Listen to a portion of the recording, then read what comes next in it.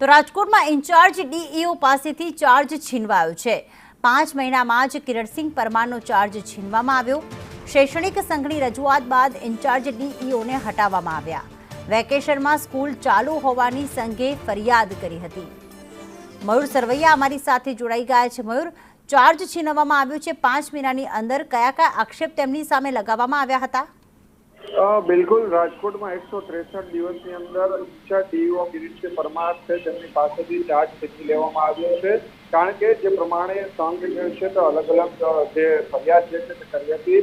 સાંસદ પરસોત્તમ રૂપાલા સુધી તમામ ફરિયાદો ગઈ હતી કે કોઈ પણ કાર્યવાહી જે છે તે ઇન્ચાર્જ ડીઈઓ કિરીટસિંહ જે છે તેમના દ્વારા કરવામાં નથી આવતી। અનેક કામગીરીઓ જે છે તે અટકળી પડે હોવાના પણ જે ફરિયાદો જે છે તે થઈ હતી। હાલ સમગ્ર મામલે દીક્ષિત પટેલ જે છે તેમને ફરી ચાર્જ સોંપવામાં આવ્યો છે। દીક્ષિત પટેલ જે છે તેઓ અત્યારે જે શિક્ષણ પ્રાથમિક જે છે તેમનો ચાર્જ પણ તેઓ પાસે છે અને હવે દીક્ષિત પટેલને ફરી ડીઈઓનો ચાર્જ જે છે તે સોંપવામાં આવ્યો છે।